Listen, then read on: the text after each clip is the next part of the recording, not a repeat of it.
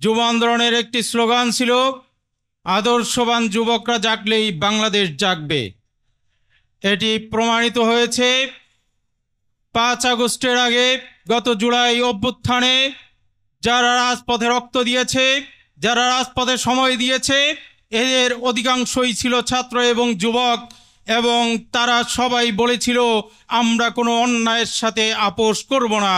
তারা আদর্শবান হিসেবে নিজেদেরকে প্রমাণ করেছে, যার কারণে ফ্যাসিস্ট সরকার এই দেশ থেকে পালাতে বাধ্য হয়েছে। সংগ্রামী বন্ধুগণ, আগামী নির্বাচন নিয়ে কথা হচ্ছে।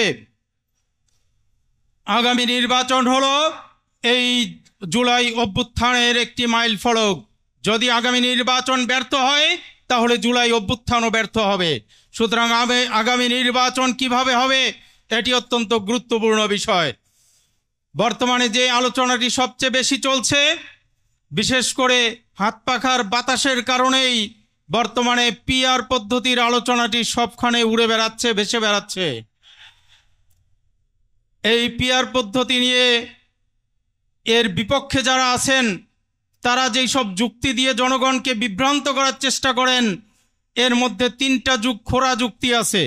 একটি যুক্তি হলো যে পিআর পদ্ধতি কি এটা বাংলাদেশের মানুষ বোঝে না, সুতরাং তাদেরকে বুঝাতে হলে আরও সময় লাগবে।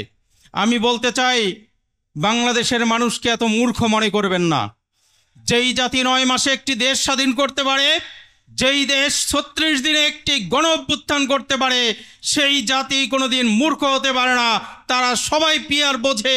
আপনি না বুঝলে আপনার সমস্যা, জনগণের সমস্যা নয়। 2 নম্বরে তারা বলে যে পিআর পদ্ধতিতে আপনি ভোট দিলেন এক জায়গায়, এমপি হবে আরেক জায়গায়। ভোট দিলেন সিরাজগঞ্জে, এমপি হলো মুন্সিগঞ্জে। কি বলে কি না? আমরা বলতে চাই এটা নিয়ে অনেক কথা আছে। তারপরও যদি ধরেন আপনাদের কথা সত্যিই হয় যে সিরাজগঞ্জের ভোটারের ভোট, কিন্তু এমপি হলো মুন্সিগঞ্জে, তাও তো ভোটটা আমাদের দেশে থাকলো।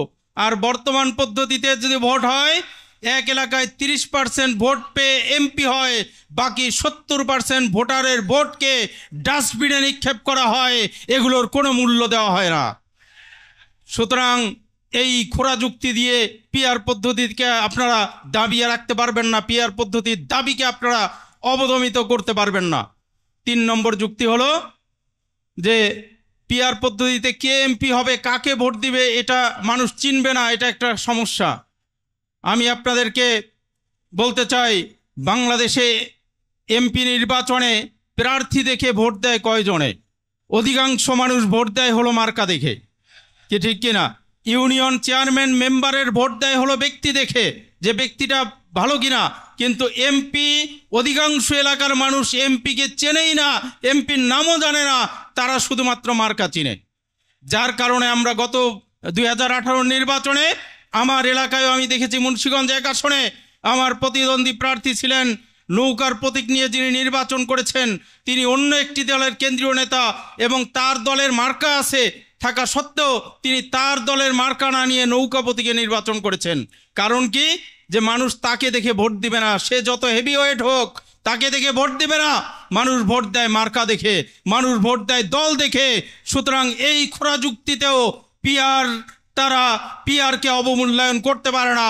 আমরা বলতে চাই, আপনারা যেই সব যুক্তি দেন এগুলো আসলে ছোট মানুষের যুক্তি, এগুলো কোনো বিচক্ষণ মানুষের যুক্তি হতে পারে না। সুতরাং পীর সাহেব চরমনাই সহ এদেশের অধিকাংশ রাজনীতিবিদ, অধিকাংশ বুদ্ধিজীবী, অধিকাংশ সাধারণ মানুষ চায় পিআর পদ্ধতির মাধ্যমে আগামীতে ফ্যাসিবাদ মুক্ত একটি সুন্দর সুষ্ঠু নির্বাচন হোক, যার মাধ্যমে কিছু ভালো মানুষকে আমরা সংসদে দেখতে চাই। মমতাজ মার্কা কোনো এমপির গান আমরা সংসদে শুনতে চাই না। সংসদকে একটি কার্যকর আইনসভা হিসেবে আমরা দেখতে চাই। এজন্য যুব সমাজকে পাড়ায় মহল্লায় এর পক্ষে জনমত তৈরির জন্য কাজ করার আহ্বান জানিয়ে এখানে শেষ করছি। আল্লাহ হাফেজ।